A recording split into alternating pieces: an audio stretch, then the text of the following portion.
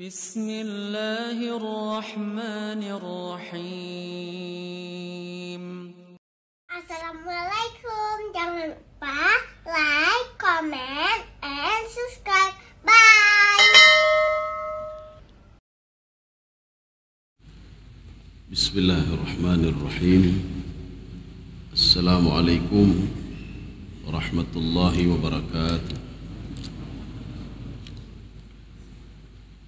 Alhamdulillahi rabbil alamin. Wassalatu wassalamu ala asyrafil anbiya'i wal mursalin wa ala alihi wa ashabihi ajma'in. Raditu billahi rabba wa bil islami dina wa bi Muhammadin nabiyya wa rasula. Rabbi shrah li sadri wa yassir li amri wahlul 'uqdatam min lisani yafqahu qawli.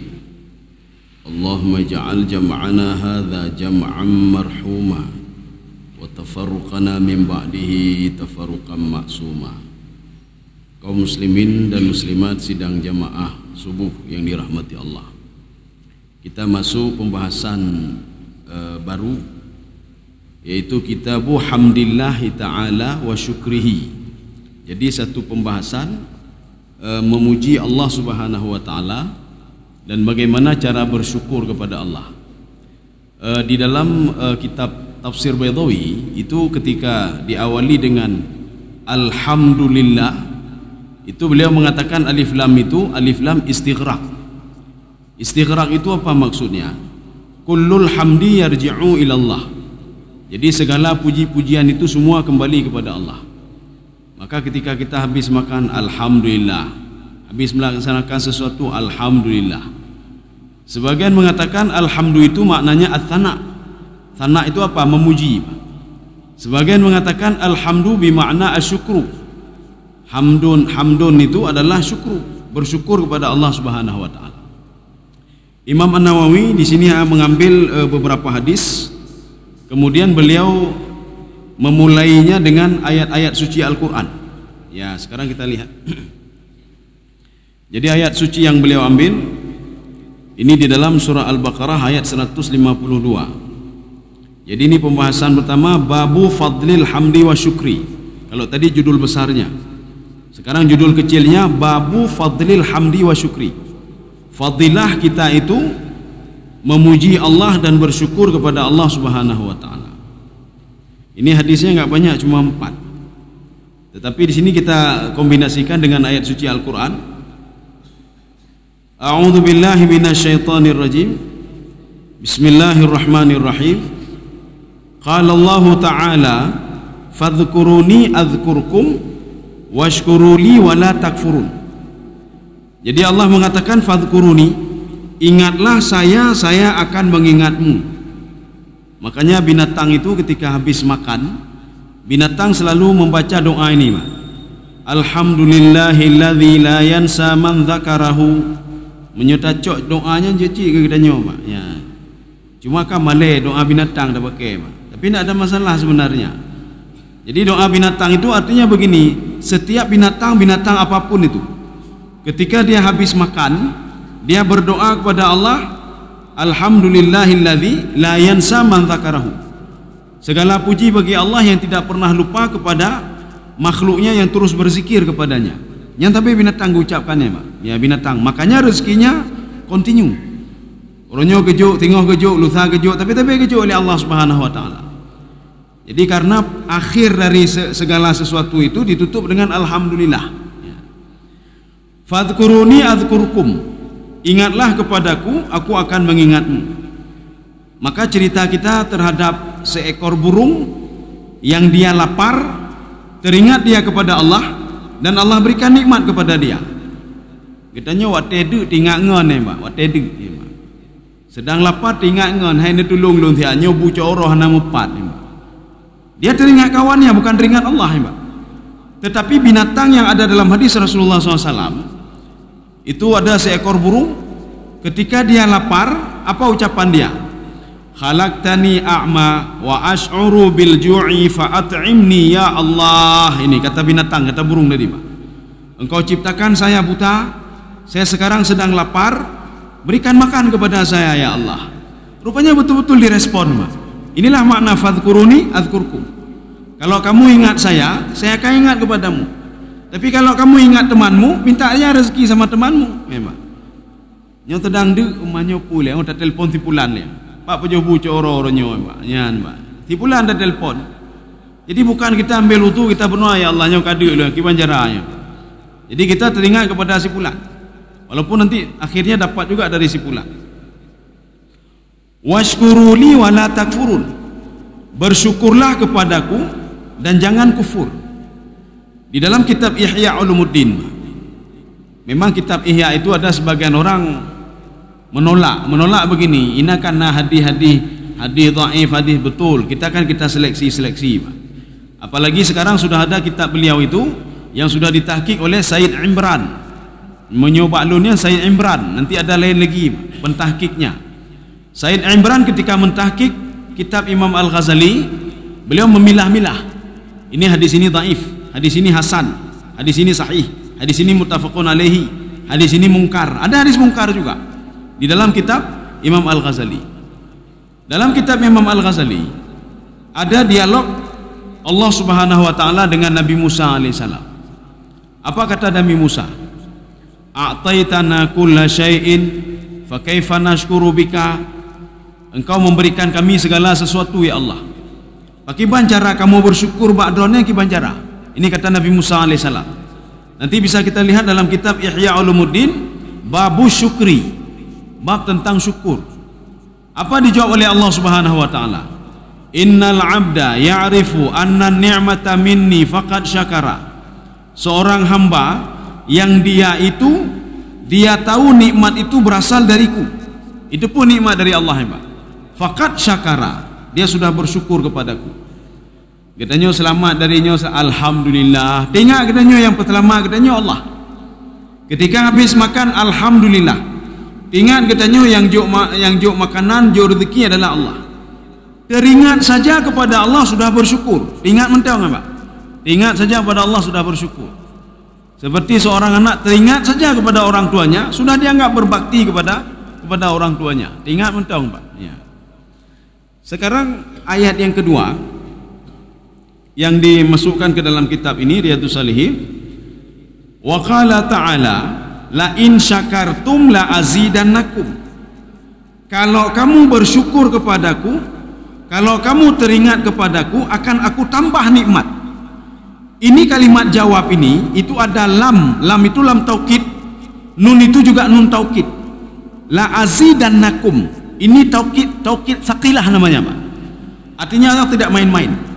Kalau kamu bersyukur, akan aku tambah nikmat. Maknanya apa? Dalam kajian usul fiqh ada namanya mafhum mukhalafah. Jadi kalau kamu tidak bersyukur, jangan pernah harap saya tambah nikmat kepadamu. Ya, Pak. Jadi sekarang kita harus lihat dulu. Nikmat itu apa sebenarnya? Nyampu nikmat nyampu, Pak. Apakah yang setiap kita miliki itu nikmat?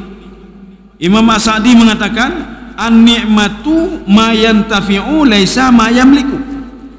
Nikmat itu yang yang diambil manfaat, bukan yang dimiliki, Pak. Ada orang memiliki sesuatu tapi tidak bisa ambil manfaat. Apa itu? Kayaknya jarona, Pak, tapi kasetruk. Tidak bisa ambil manfaat. Baju hubu hanjut atau tapu hanjut. Mau berjalan tidak bisa, kaki ada, Pak. Dia memiliki kaki, Pak. Tetapi la yantafi, tidak bisa mengambil manfaat. Makanya tidak nikmat. Jaro hana nikmat le bekan kastrok. Kaki hana nikmat le bekan kastrok. Memang. Dia punya mobil tapi tidak bisa naik mobil. Kenapa dia sakit, Pak? Motor ini, Pak. Mobil ada tapi manfaat tidak bisa dia ambil, berarti itu bukan nikmat. Anak ada tapi tidak bisa mengambil manfaat dari anak, itu bukan nikmat. Berarti anak yang kan nikmat nih, Pak. Anak rame lo ndak bekasi plodo anak. Tapi anak je dah cok nikmat dari semua anak ini. Berarti itu bukan nikmat namanya, Pak. Jadi nikmat itu yang bisa kita ambil manfaat, walaisa yamtalik, dan bukan yang kita miliki, tidak. Ya, bukan kita miliki. La in syakartum la azidannakum. Kita jangan salah paham terhadap ayat ini. Apabila kita mengingat Allah, maka akan ditambah nikmat. Kita jangan berpikir nikmat itu duit saja, nikmat itu jabatan saja. Jadi nikmat yang paling tinggi itu kan ketenangan jiwa, ketenangan jiwa. Artinya kalau kita makin bersyukur kepada Allah, makin teringat kepada Allah, ketenangan jiwa itu akan diberikan oleh Allah Subhanahu wa taala. Nikmat itu bukan sehat saja. Hidup juga nikmat. Hidup itu nikmat luar biasa. Kemudian ketenangan jiwa juga nikmat. Makanya ketenangan jiwa itu nikmat paling tinggi. Ini ketika turun ayat Alam nashrah laka sadrak. Jadi itu nikmat paling tinggi. Ketika Rasulullah dibuli oleh orang-orang Yahudi, oleh orang Nasrani dan musyrik Arab, apa kata mereka? Kamu ada apa ya Muhammad? Harta nala harta seperti Nabi Sulaiman, nala harta seperti nabi-nabi yang lain. Kamu bisa terbang seperti Nabi Sulaiman. Kamu bisa tamshi 'alal ma'i. Ketika itu turunlah ayat suci Al-Quran. Alam nashrah laka sadrak.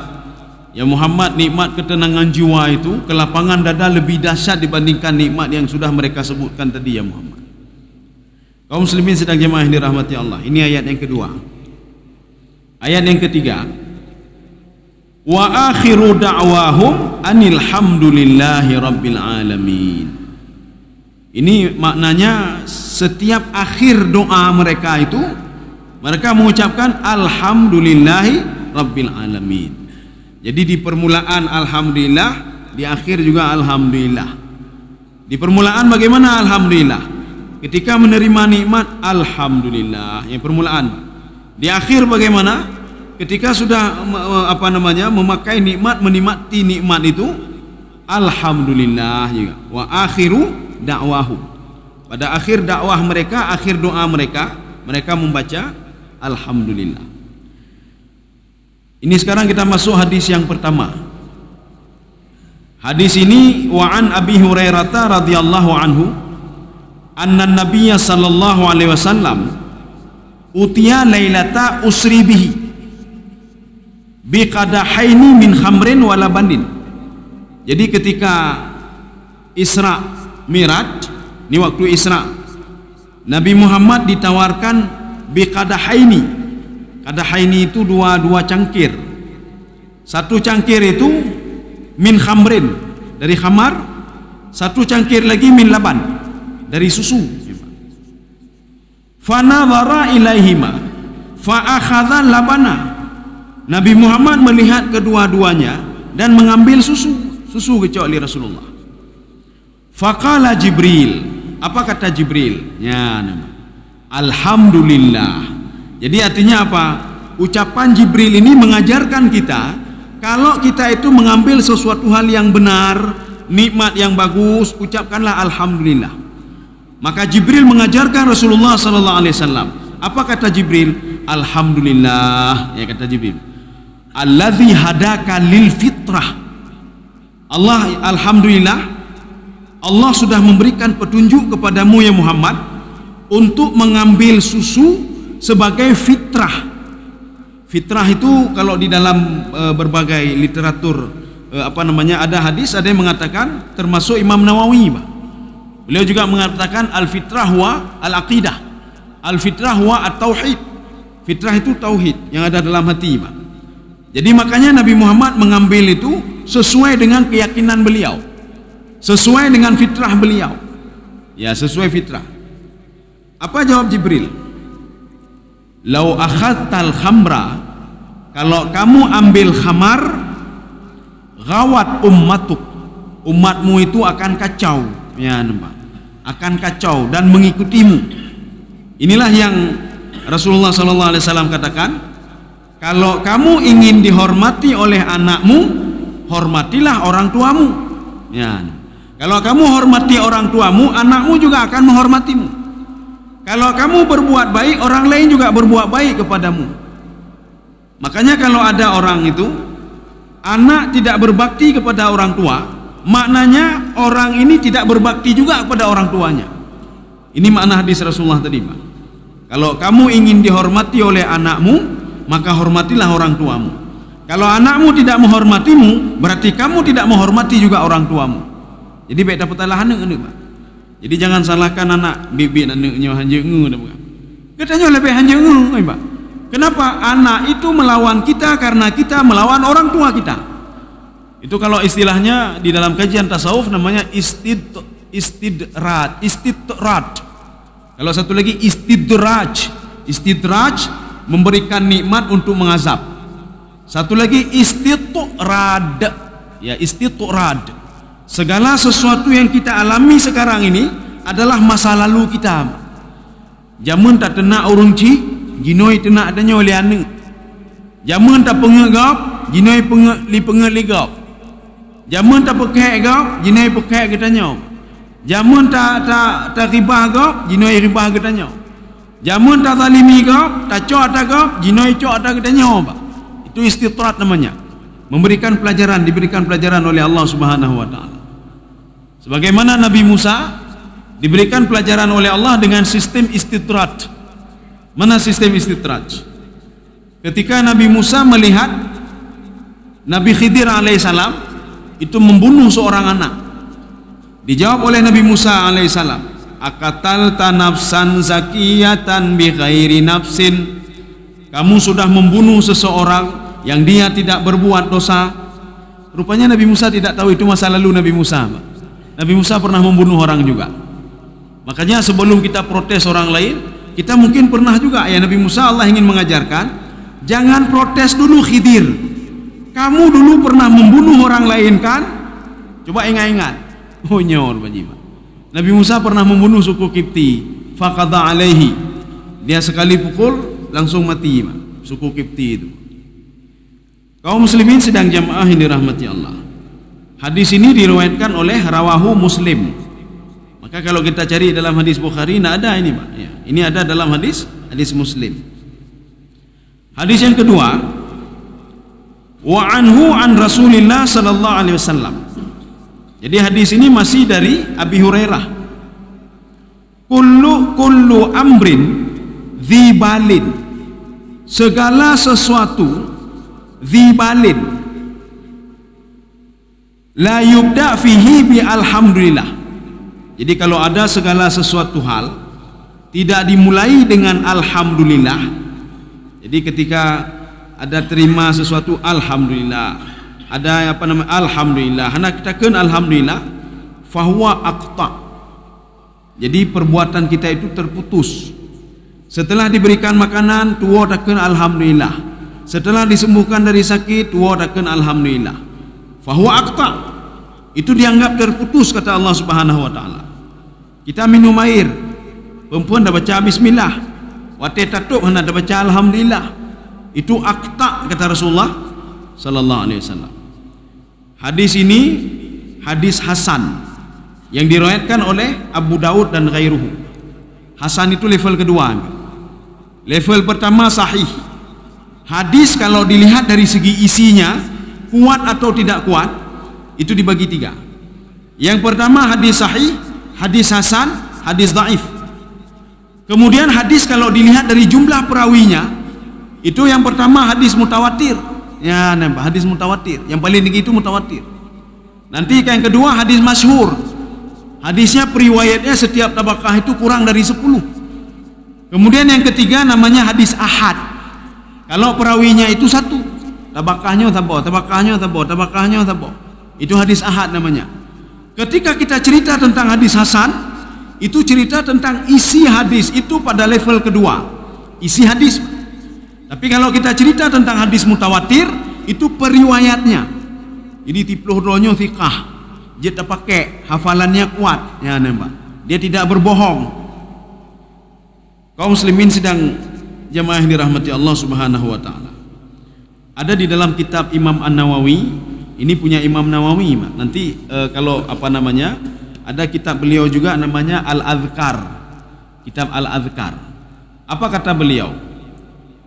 Yustahabu alhamdulillahi fi mawadhi'in muta'ayyinah. Jadi disunnahkan untuk mengucapkan alhamdulillah pada waktu-waktu tertentu.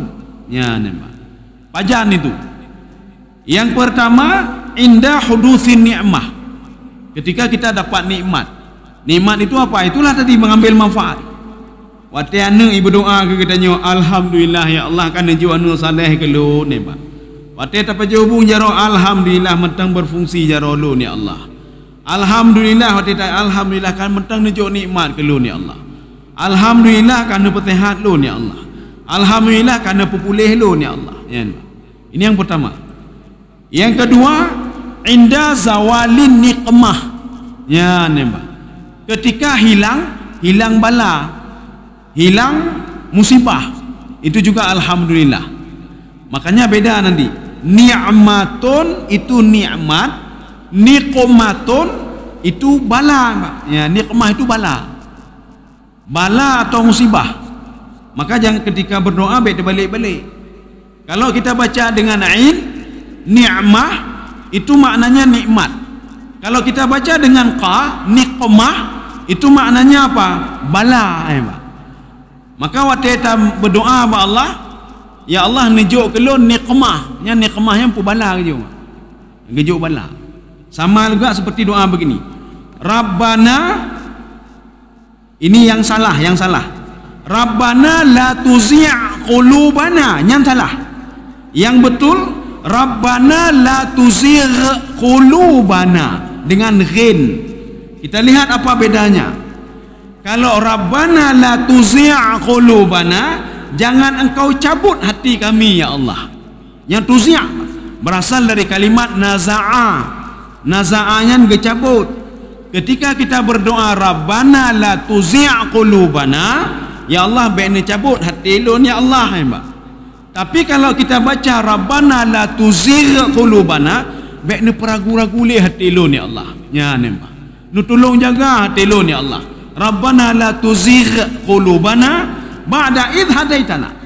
Setelah engkau berikan petunjuk kepada hati saya, jangan buat hati saya gundah lagi ya Allah.